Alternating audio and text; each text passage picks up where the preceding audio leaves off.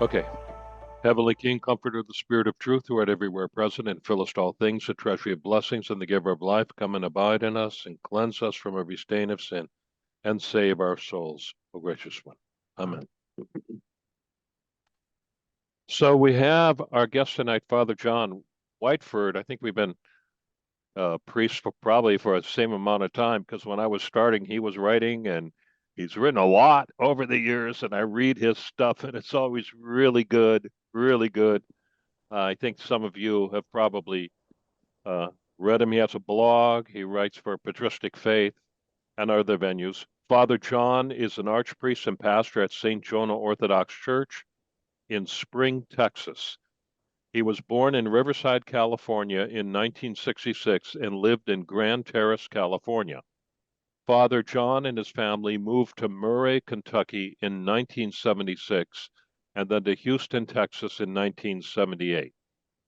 You know, I was surprised to read you were born in Riverside, because I've always thought you as a Texan. I think you are, right? In your Well, my blood. father was born in Texas, so I claim inheritance rights. Oh, all right. Okay. That'll work. Okay. Um, he was raised in the Church of the Nazarene, but began studying Orthodox while working on his BA in theology at Southern Nazarene University in Bethany, Oklahoma. Father John decided to convert not long after graduating from there in 1990. And I was ordained in 1992, so we kind of grew up together. He was baptized at St. Benedict Orthodox Church in Oklahoma City on November 10th, 1990. Now, Father John, you are talking tonight about um, is orthodoxy an ideology, which I know is something really in your wheelhouse. You like this stuff a lot. So we know it's going to be a good lecture, and I think to get us up a good start, maybe you could define an what ideology is and just take it from there. Well, the root of ideology in terms of linguistically is the idea. It's the study of an idea, and it's basically when you take an idea or a set of ideas as an abstraction, and then you start to interpret life through that lens. And the unfortunate thing is that's not how we actually learn things. We and this is also not something that people have always had. Ideology really came into being after the King James Bible was translated, after America. We had our first colonist here. It's really got started, in the early 1600s. Rene Descartes is a pretty good uh, figure who sort of started going down that road where he started thinking abstractly and coming up with a philosophy that was really not rooted in anything that had existed before. He's the one that famously said, I can doubt everything, but I can't doubt my own existence. I think, therefore I am. So that was the one truth that he knew for sure. And then he tried to build an entire philosophy on this one thing. Well, no one had ever approached philosophy that way. Philosophy had always arisen out of a cultural tradition. And if you go back a little bit further in time, even before the Protestant Reformation in the West, after the Great Schism, you had a philosophy that arose known as nominalism. And nominalism is the idea that there are no universals. They're just, we call things by certain names as a convention. It's just sort of the way that we sort things out. So if I see a woman, it's not that there's something universal that says what a woman is. There's just, I see a particular woman and I see that she's similar to other women that I know, and so I categorize that. But what they have in common is just purely exist in my mind.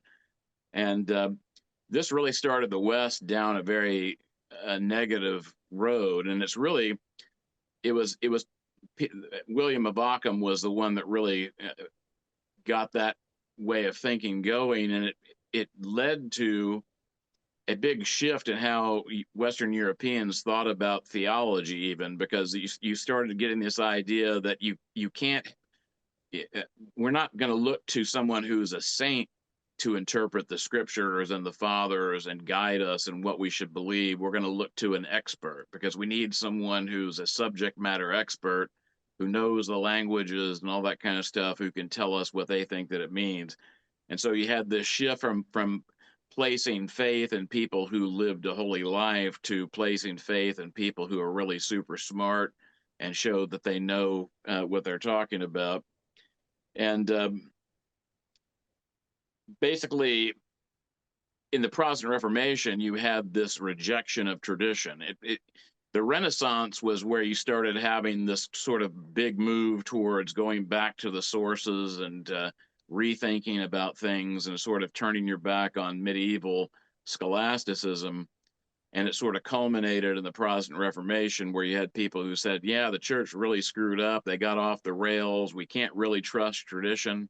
We're going to have to use reason and going back to the original sources, especially the scriptures, to try to figure out what we believe. But basically, it wasn't very long before the scriptures started to fade into the background, and Protestants started taking the scriptures apart, and pretty much they started developing these ideologies, where people would come up with some idea, they'd see something in the world that was not quite right, and they would start trying to come up with a solution on their own, and then they would interpret everything through that lens. Now, when you're talking about how we know things, there are, broadly speaking, two ways that we know. One is we know how to do things, and then we know that certain things are true, or that we believe that certain things are true. But the things that we believe about reality are rooted in us knowing how. We grow up in a culture, we grow up in a tradition, we're taught how to do things, we're taught how to speak, we're taught how to behave in society, and then we start to learn facts. But the facts arise out of our experience within the context of this tradition. But ideology turns that all on its head, where you take an abstraction and then you try to redefine reality based on that abstraction. And it ultimately, people who are ideologues, who really are thinking in this way, they have a desire to remake society into what they think that it ought to be. And they see something that's a problem, they come up with this abstract theory, and then they view everything through that lens, and then a true ideologue, or someone who's a hardcore ideologue, pretty soon gets into the realm of coercion, because everybody doesn't see things the way that the ideologue sees things, and so the only way he can get people to behave according to his ideology is to start forcing people to behave in that way. Traditions do change over time, but societies have traditions. But when a tradition faces a new challenge or some change in circumstance, then the people who are in that tradition are going to figure out how to deal with that. So, for example, when they invented the tractor, for centuries and thousands of years, people had been farming with plows, and all of a sudden you've got a tractor, so you don't need oxen to pull the plow, you don't need a mule to pull the plow, you've got this tractor, so you need to learn how to maintain it, you've got to get gasoline for it. That changed a lot of things, and so people, cultures had to figure out how we adjust to this new reality. It doesn't take as many people to work on a farm as it used to take. But the thing is within a tradition, you confront a change, you adapt to it, and you could talk about the church too. Our tradition has changed, not in the sense that we believe things that we didn't believe before, but for example, when the church encountered an error, somebody was teaching a wrong thing, the church had to deal with this erroneous teaching and come up with a way to explain why it was wrong. So you could say that knowledge expanded in a certain sense because we came up with a way of articulating correct belief, but the correct belief was already there. We just had to come up with a way of addressing this erroneous belief so that we could then move on to solving the problem that this erroneous belief had created. And an analogy that you could think of is if you think of like an Aboriginal tribe somewhere that doesn't have a written language, and then you have, say, a missionary who comes who's a John Wycliffe Bible translator. So he studied linguistics. He learns the language from the natives. Then he figures out how to write out a grammar to explain the rules of the language, and then he comes up with an alphabet.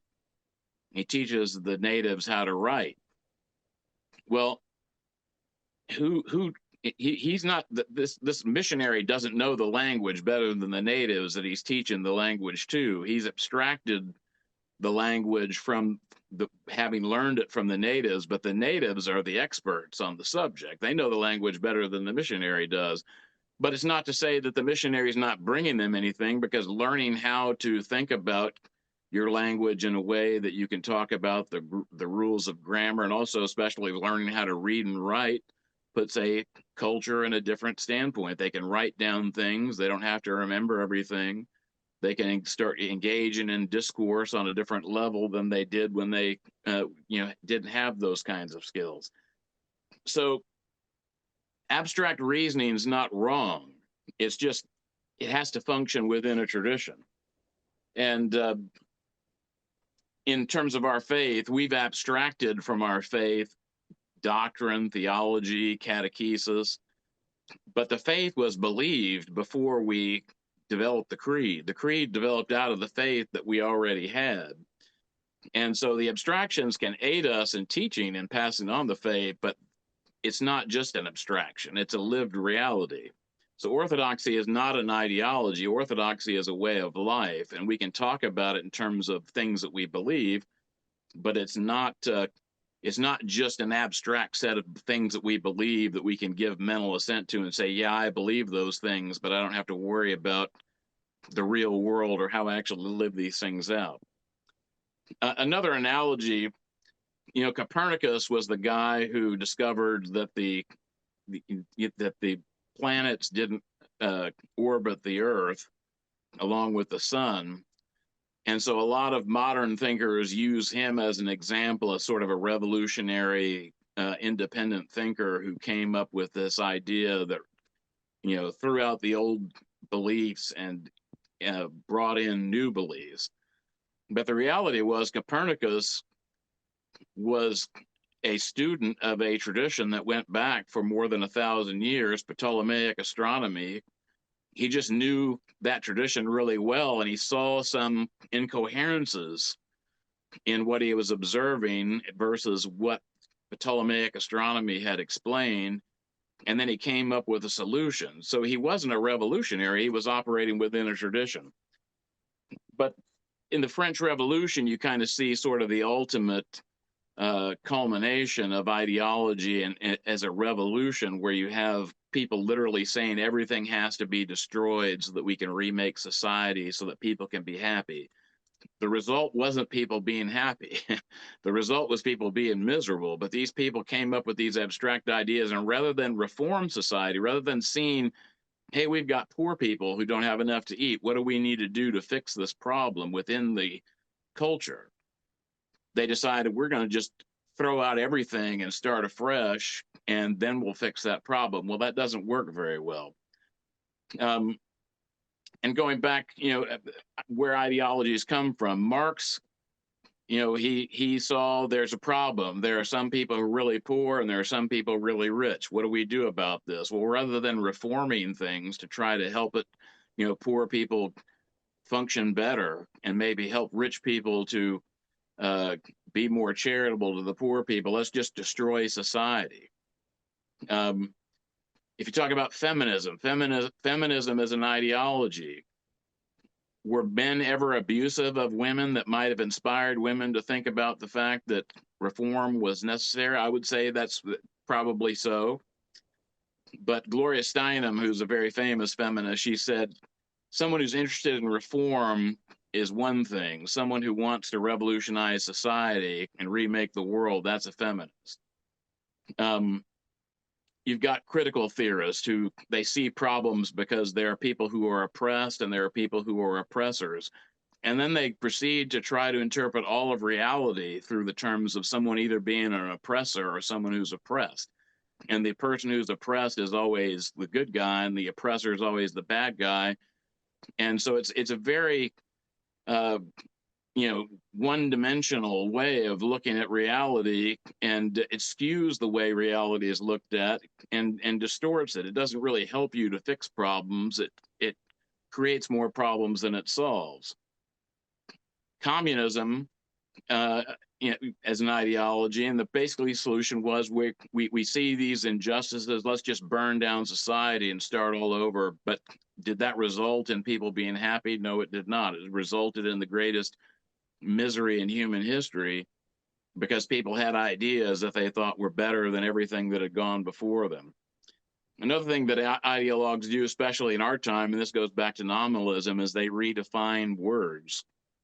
For example, there was one Marxist who said, property is theft. But the problem with that statement is what does theft mean? Theft is taking somebody's property. So how can property be theft?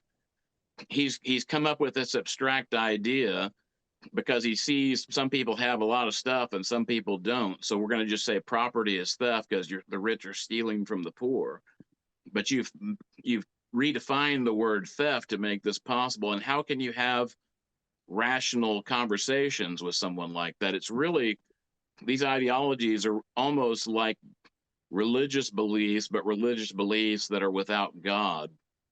And you can't have rational discourse with these people. You can convert them. You can tell them why they should trash their own ideology and embrace, say, the Christian faith. And, you can pray for them and maybe they'll convert.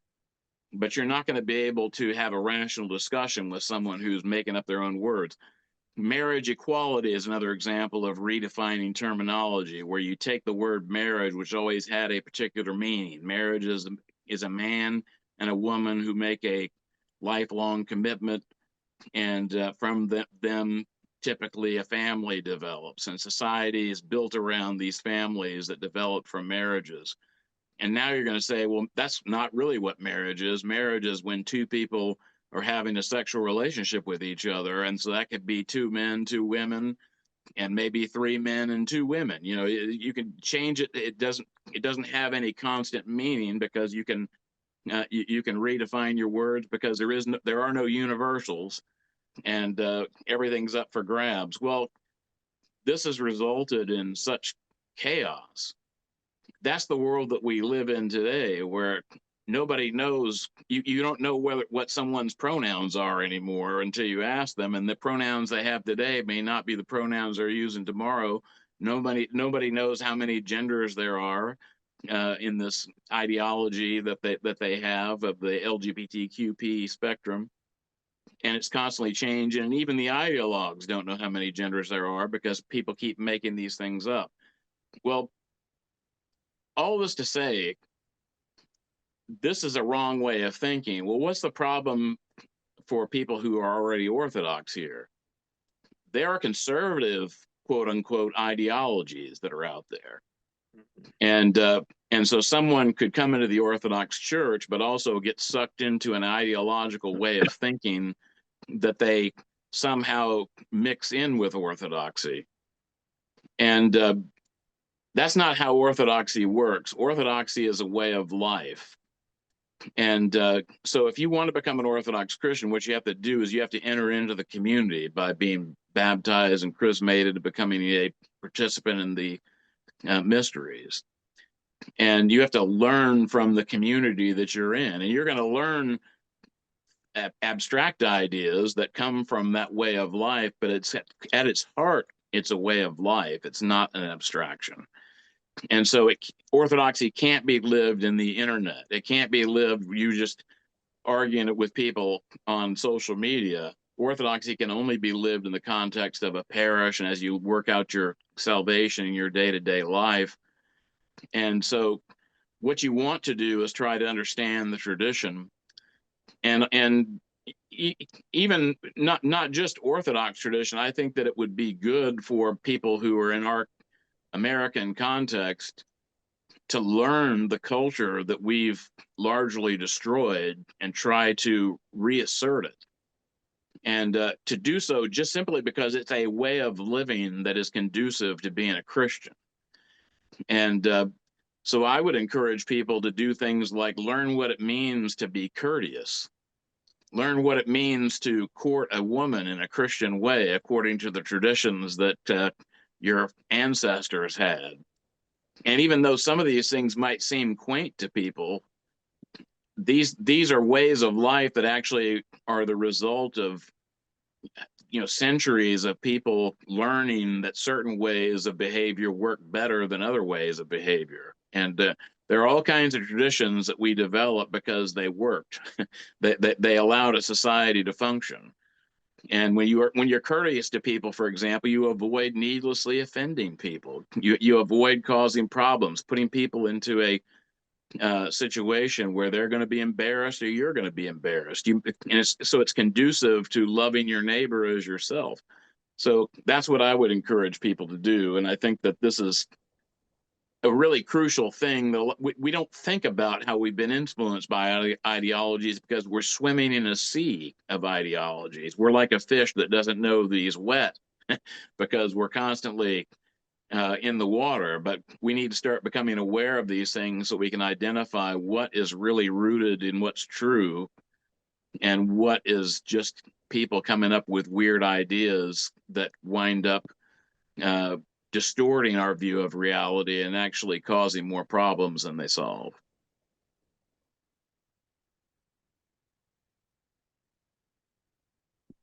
All right. Is that the end of your talk, Father? That's the end of my talk, essentially, yes. Yeah, yeah. I'm going to elaborate on just a few points if you don't mind, then we'll open it up Sure. for questions. Okay. Yeah, nominalism, Alexander Dugin says that that is the start of the West's separation from God, really the separation from the tradition, its cultural tradition. And then Alexander Solzhenitsyn says that the real father, real ideological father, that would be the philosophical principle, but the ideological father of modern totalitarianism, which would be that principle put into kind of narrative form, was Rousseau. And he said when Rousseau he shifted the locus of man's fall from Adam's sin to society. To society. So when Adam was socialized, that was that was when the fall really happened. And so from that, you see the genesis there that of utopic thinking. So the way that we're going to overcome the ramifications of the fall in culture is to change culture. And that, of course, develops into the different ideologies, primarily Marxism that you pointed out, which seeks to build the new Jerusalem by human hands rather than waiting on the Lord to establish it from the heavens. So it's really, you go back to the old biblical narrative there, it's a Tower of Babel, is what it is. And it's because ideas, and you touched on this too, it's because ideas don't really touch human experience except through the hands of man.